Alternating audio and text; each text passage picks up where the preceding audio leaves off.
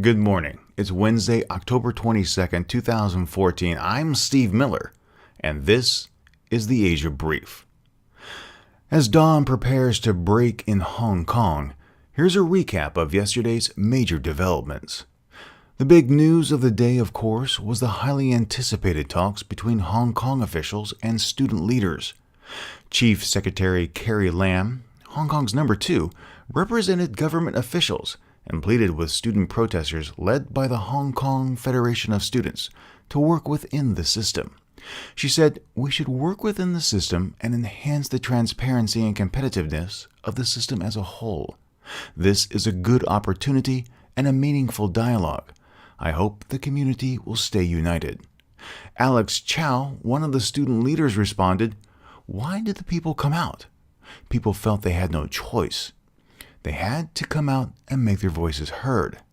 Lam tried to de-escalate the banter by assuring Chow that their voices had been heard, not only by the Hong Kong government, but by the central government as well. But no matter how lofty the sentiments, you must take legal means. As expected, when the 2-hour meeting concluded, little was resolved. The students contend the government played Tai Chi and called the government's stance vague on how to move the process forward and called for concrete proposals. Lam said that today's discussion will hopefully be the first of several rounds of dialogue and reminded everyone that there would be no changing Beijing's mind. With both parties still on polar opposite sides of the issue, it's difficult to see how this impasse can be resolved. Hong Kong's chief executive C.Y. Leung said he was open to creating a more democratic process for the 2017 elections, but that the final candidate vetting would still remain with Beijing. There is room for discussion there. There's room to make the nominating committee more democratic, and this is one of the things we'd very much like to talk to, not just the students, but the community at large about, he said. However, Leung angered many when he expanded on his remarks, saying that if the nomination process was free and open, it's entirely a numbers game at that point, and candidates would be targeting half of Hong Kong's residents who earn less than $1,800 a month. The comment made Leung appear elitist and uncaring towards the majority of Hong Kong's residents. The High Court in Hong Kong ordered protesters to clear roads at an assembly site in Mong Kok on Monday. The order was sought by taxi and minibus operators, who said they have suffered losses as a result of the blockades. The High Court also granted an interim injunction to bar protesters from continuing to occupy the area between Tim May Avenue and Lung Wei Road. That application was filed by proprietors of the CITIC Tower, who complained that blocked roads have affected emergency vehicle traffic and threatened their safety.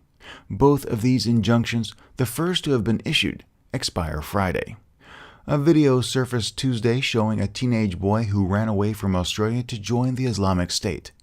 The 17-year-old, who calls himself Abu Khaled, carried a rifle and directly addressed Australian Prime Minister Tony Abbott in the video. To Tony Abbott, I say this: "These weapons that we have, these soldiers, we will not stop fighting," said the young man, whose family is from the southwestern Sydney suburb of Bankstown. "We will not put down our weapons until we reach your lands, and until we take the head of every tyrant, and until the black flag of the Islamic State group is flying high in every single land."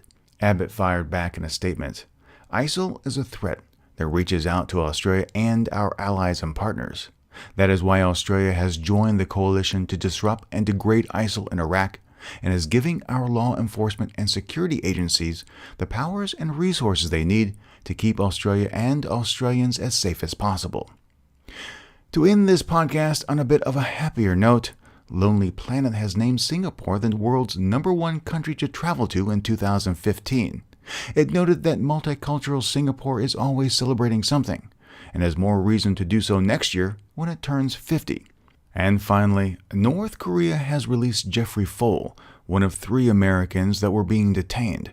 Officials say he is now heading home, but little information has been released regarding the specifics. Thank you very much for joining me today. Follow the Asia News Weekly Twitter and Facebook feeds for more news. The Asia Brief is licensed under a Creative Commons Attribution 4.0 International License.